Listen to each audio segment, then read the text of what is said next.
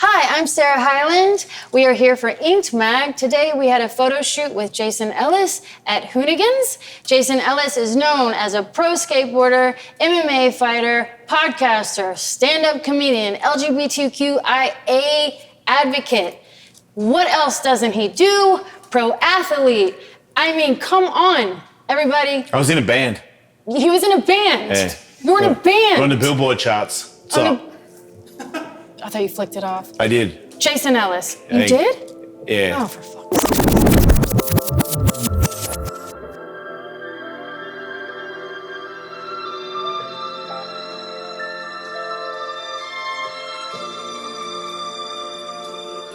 Synergy.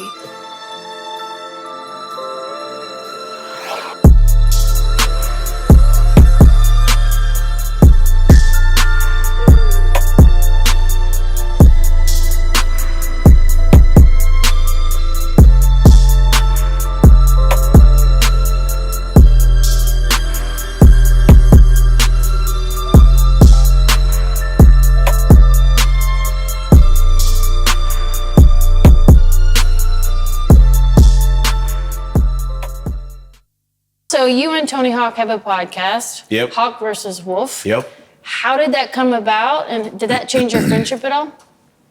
No, it wouldn't change our friendship. That's why we did the show together, because I love the show. I want to be successful at podcasting. Tony wants to have a successful podcast. Obviously, he's already very successful at being a skateboarder, but he cares about the show, and that's why he wanted to do it.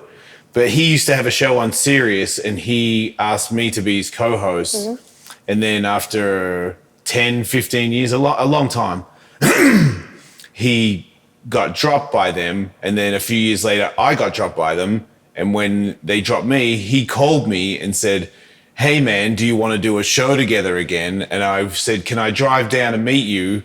Because I just wanted to see him face to face and say, "You're not doing this to help me because I got fired from Sirius." And he was like, "How dare you? Mm-hmm. I'm doing this because I think we can do a good show." So I was like, "Well, then deal, let's do it." What a good story. I didn't know that story. Yeah. That's awesome. Well, speaking of... and we did it in the same room as we used to do it 20 years ago when we first started the show with his show, Tony Hawk's Demolition Radio. Damn. Yeah, So we're you in the guys have same building. Yeah, so lots of history together. Yeah, and we do the show and then we skate, or we skate and then we do the show. And it's most of the time we skate by ourselves. So it's just us two. And I don't know how much longer I can skateboard. He doesn't know how much longer he can skateboard. So every time we skateboard, we're like, this could be the last time we skateboard. I love you, man. You know what I mean? Because it's emotional. Because now it's like a lot of the tricks we do could be the last time we ever do them for the rest of our lives. Mm-hmm. Well, I mean, is that obviously because skateboarding takes a toll on your body? That and the tricks, we were really good. I mean, we're still pretty good, but the things that we want to do, if you do them wrong in your 50s, it's just hard to like stay alive. Yeah.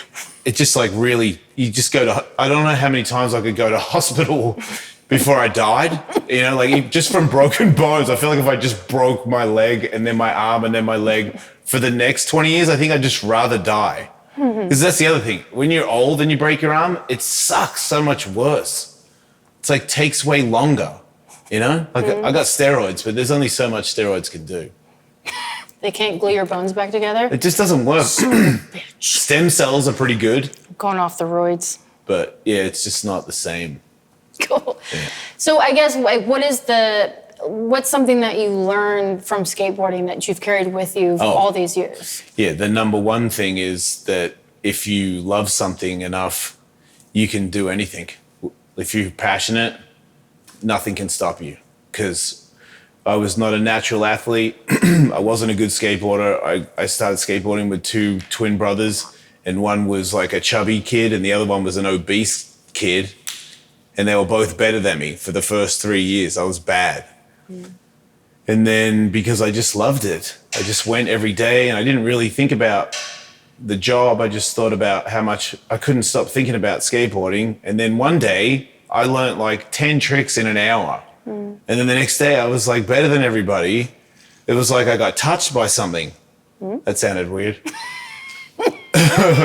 In a nice way. Wait, that sounds worse. As long as it wasn't. I'm digging a hole now. It was a freak thing. I wasn't that good, and then in an hour, I learnt so many things and became the person that owned the skate shop. Came down and watched me the next day, and then he sponsored me at the skate shop, and then all of a sudden I'm sponsored by a distributor, and now we're talking about getting an airfare and going to America because back when I was a little kid, there was no such thing as a pro skateboarder that was born in Australia. So I was looking to be the first person to do that. That's cool. Yeah. Well, I have a question for you because you're known for big verts, right? Yeah, like you do the big vert ramp. Yeah, that's my thing. So were you ever terrified by that? Or if you were, how did you get over that fear? Because that's scary. Oh, yeah. No, I'm terrified constantly. I'm in a constant terror. But I'm also offended by that terror. And I feel like that terror is trying to pick a fight with me or belittle me and say that that's what you are. You're a bitch and you're always going to run. And I don't run from anything. I'll take anything on. So that's what fills me up. I like when I'm terrified and then I beat it. So skateboarding's always scared me. And I love being scared. Like when it works. And the penalty, like when it hurts and you get real hurt and you go, wow, that really, really sucks. That just reminds you how great it is when you pull it off because you're like, I know what it's like when it goes wrong and I just defeated that. Yeah. So then I think I became obsessed with that. Like now it's like same with comedy. I just try to, if it scares me, I just try to throw myself into it. Because usually if it scares me and I conquer it, it's like very satisfying. It's almost like the more terror, the more I'm addicted to it. Because I'm like, something's so scary about this. I have to figure out what it is that scares me about it and beat it. Yeah. So you like things that kind of make you get close to the edge of death, I'll say. But my favorite thing in skateboarding was when I would do like a really big air, and when you're pretty good and you go really high, you can tell if you're going to land low or if you're going to land close to the coping. And if you land too close to the coping and your wheels clip, then you just headbutt the flat and you're out. Like you get knocked out. I usually wake up with a broken arm or something. So it's pretty bad. And I'd sometimes in contests I'd go into the air and I'd be like, oh, it's going to be one of those. And I'd be like, I'm not getting off. And I'd get into a little ball and be like, bonk. And I'd hear my wheels bonk on the coping. And then I'd make it. And then I would have this real dumb grin across the flat because I knew that I got one, you know? Yeah. Yeah. I'm glad you're alive. Yeah, me too.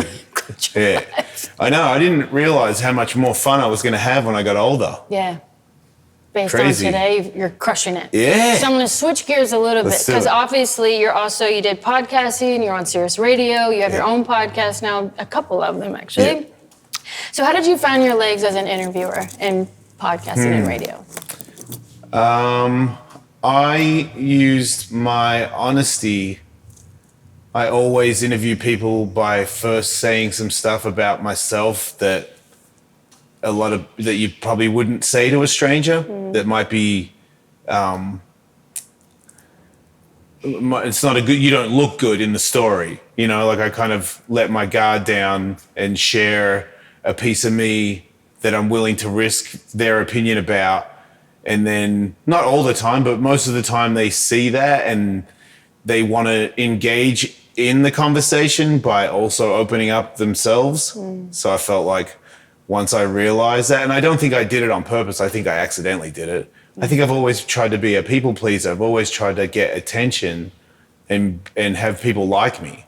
So I think I practiced, I didn't know that I was always someone that could do that. And then when I was given that opportunity where it was like, oh, now it's your job. Now you really, if you could get this person to talk, people are going to be happy. And the person that's here is going to be happy. So I put a lot of pressure on myself. It's weird. I don't rehearse. I don't practice. I don't run it through my head. I just stress the living shit out of myself until the interview starts. And I find that it works, unfortunately. It's a great It's a bummer. Yeah. Well, do you have a favorite interview? Somebody that you interviewed that stands out as your favorite person that you've ever interviewed? I don't know. The best interview I've ever done is probably not my favorite interview. Like I interviewed a Russian Olympian a Special Olympian. She has like no legs and hands are pretty gone, and she grew up in an orphanage in where's the Chernobyl, like just the hardest story of a human being, and now she's an Olympian, like just a Cinderella story of the greatest human that ever lived. And I once again didn't do research, like I just interviewed her and started to tap into her pain and stuff, and I did an interview where I felt I did really good. And then even afterwards, Tony texted me when I was driving home and was like, hey man, and he never says this. He's like, hey man, just so you know, that what you did was amazing. Like that was an amazing interview. And it was like, that'll do, just his compliment. Because in the end, I think the audio was bad and people didn't even really listen to the show, but I thought I did really good. But the best interview to me is like Ozzy Osbourne on the show, and Ozzy Osbourne likes me and thinks I'm funny. And then we start talking about what's that movie, Shutter Island? And I guess Ozzy's kind of like me, and I didn't realize it, but I walked into Shutter Island late, and I didn't really get what was going on. And then we started talking about how that movie sucks. And I was like, yeah, there's like people dead. I don't know if they're dead. All of a sudden they're alive, and he's not real. And all of a sudden he is real. And I'm like, what the f***'s going on? I'm like, that's what I was thinking. And then we broke down. And then every time I saw him, he would say hello to me. And I'm like, Ozzy Osbourne knows who I am. So that was the greatest interview I ever did. That's amazing. I've met Ozzy once, and it was only from affiliation. I got the same fiery spiritual feeling. One time I was backstage at some big band thing, and I was hanging out with Benji Madden, and he knows everybody, and everybody knows him. And I was backstage, and Ozzy was over there talking to, damn it, and like some other legendary metal singer that I'm brain dead from, but he saw me and was like, Jason, and walked past Benji and came over and shook my hand. I remember looking at Benji and I was like, don't give up, dude, you'll be all right. Like it was the most satisfying name dropping experience I've ever had in my life by far. That's awesome. Yeah. So I guess the last question regarding podcasts and radio, I mean, what's the one thing through interviewing people that you've learned about yourself? Wow. It's a tricky one. I mean, that I'm fragile, but I've found that out other ways. But just I feel like it's not so much what I realize about myself; it's what I realize about them. That they're the same as we are. They're insecure, Even these kings, where you're like, these guys have just run the world. Everything they touch turns to gold, and I've seen them pull back. Or go, oh, or they like look at themselves before they go. And I'm like, you worried about the way you look, or people that are feared, dangerous people that come in and then, they open up, and I'm like, well, yeah, there's a little nice person in there. So everybody's full of shit, all the tough people, all the rock gods, they're all terrified little children. We're all terrified little children. It's just a big smoke show, everybody. You're a smoke show. Yeah. Mark that. So, all right. So again, switching gears. Yeah. So your tattoos. Let's talk about it. What was your first tattoo? Metallica. Hanky Panky did it in Amsterdam, and he rolled up a newspaper and said, "If you move, I'm going to hit you in the head with this." And I remember thinking, "Man, tattoos must really hurt." And it was on the side of my leg, and I didn't even feel it. I think I'm numb. Yeah. Like I have like a high pain threshold or whatever it is. You were correct. Because it just didn't seem to bother me at all. All right. Any tattoos that you regret? I mean, I had some women, but I don't regret it because I don't know. That was a fun time. Like I feel like it depends on who you are. Like, oh, the love of my life. I don't have a love of my. I love everybody. And everybody sucks. So I got names on me. My last wife, I don't even think I'm going to take them off. It's just like, remember that, Don't forget it, Like, remember that, and remember, don't marry anybody, You're not very good at it. Do you have any matching tattoos? Not with wives, but with like buddies or other I did skaters? a tattoo with a motocross guy, Twitch, Jeremy Stenberg, and we tattooed each other. I did a love heart, and then he did mine says pride, and then he has the other half of I have a half a love heart, and he has the other half, and then next to his is gay. Okay. So it's gay pride because we're gay. That's amazing. It's weird because we got it before I was gay, and now I am gay, and now he's still not gay, but now he has a matching gay tattoo with a gay guy, so he's kind of gay now. So. Also, I had a bet with him in a car race, Yeah. and I was like, whoever loses has to get the other person, the winner's face tattooed on their ass, like real big, like this big. Yeah, I lost, and then I got his face tattooed on my ass. And he has a tattooed head. Okay. So people in the gym were like, do you have your face tattooed on your ass? Mm-hmm. So I got that covered with Baphomet. Hail Satan. Okay. So which brings me to this part. Have any of your tattoos been wrecked from any skate falls? Yeah. One time I melted, so I had it tattooed over the top, but on Mega Ramp, I fell on my side. In the Mega Ramp, you do like maybe 50 mile an hour or whatever, and I had a motocross jersey on, and I hit my side real hard, and because I was going so fast, when I hit, it melted the motocross jersey into my arm, and then by the time I ripped off the motocross jersey, the bit that melted in was in my arm. I couldn't get it out. It got all infected and stuff, and then I had like a hole, like I had like a white spot. I don't know what it was, but Scar I think tissue. I might have cancer or something. Yeah, just in there. scar tissue. Yeah, but and melted that off, and then I've also I got my shins tattooed. And one time I was skating out the front of a skate park, and I ollied up onto the sidewalk. I did like a backside 180. So when I ollied, my back was facing away from where I was going. And then I started to roll down the hill backwards, and as I looked up, I saw in the corner of my eye there was a pole, and I didn't see it coming. And then I like jumped to the pole and put my hands on the pole, and my leg flicked, and my shin hit the pole, and there was a metal bracket just welded on the side of the pole, and my leg just went on it and stuck on it, and I was stuck in like a karate kick up against the pole, and I had to scream to the people on the ramp to come and get me and take my leg off the bracket. And then when they took my leg off the bracket, it wasn't a cut, it was like a big hole. And then I had to go to the doctor, and because I had stitches so many times, I always tried to tell them not to give me the needle until one time somebody did, and I was like, okay, give me the needle. But the nurse had to put salad tossers, plastic salad tosser in this side, salad tosser on this side, and then pull it while the doctor sewed it. And then the first two times when she took the salad tosser out, it went bing, bing, bing, and ripped open. I was like, oh, that is bad. And then they had to like sew way further back and pull it in. I have ugly legs. Depends on who you are, actually. But yeah, you don't seem like you're turned on by it. I like it. No, it's a good story. I love a good story. I just like making that noise. Oh, okay. It's a good one. Thanks. It's my favorite noise. Yeah.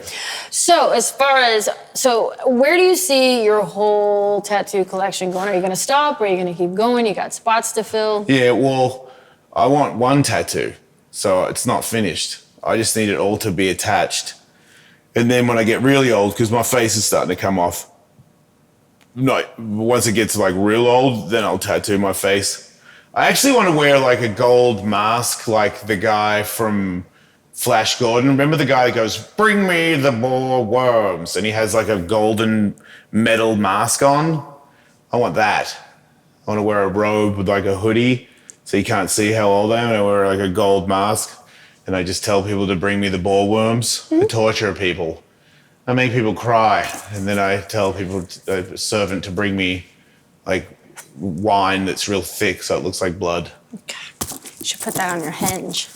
Hinge? Yeah. Yeah, okay. Yeah, but yeah, probably all my everything will be tattooed before I die. All right, wrapping it up here with you, Jason Ellis. Okay, so you've skated, you've fought MMA, you've written books, hosted radio shows, podcasts, raced trucks. Yeah. Is there anything you haven't done yet that you're hoping to try in the future? I mean, I just want to be a really good comedian. I can't see past that. It would be cool if John Wick killed me, or I was in a movie like Bert Kreischer or something about my life. That'd be cool. But I want to be a good comedian. I don't really care about successful comedian. I just want to go in a room and know I can kill it. Mm-hmm. And I want to change the world. I want to make things better than before. Like after I leave, I want to do something where it's like, that was good. That was a good idea. That guy did stuff where the world sucks less. Yeah. Yeah. You're an artist. Is that what that is? Yeah. Yeah. Then that. So add artist to the plethora of abundant talents. I'm a terrible painter. I There's painted no some art terrible once painters. after I broke up with a girlfriend in Australia. My mum put it on the wall. Bless her heart. Dog paintings. Worst painter I've ever seen. Well, we look forward to seeing more artwork by Jason Ellis that you can hang up on your refrigerator at home. You should see my tattoos. They're even worse. Everybody, Jason Ellis, thank you for joining us today at Inked Mag. And where can people find you on social media? At Wolfmate on Instagram, at Ellismate on Twitter, patreon.com/Ellismate for all Jason Ellis shows. And then, of course, the Jason Ellis Show is a free podcast, and Hawk vs. Wolf is a free podcast. I have a clothing company, Wolf Knives. Go to thejasonellis.com, and that has all my comedy tour dates and stuff. I'm new to that, sorry. But that's actually real. I'm not lying. You can do that.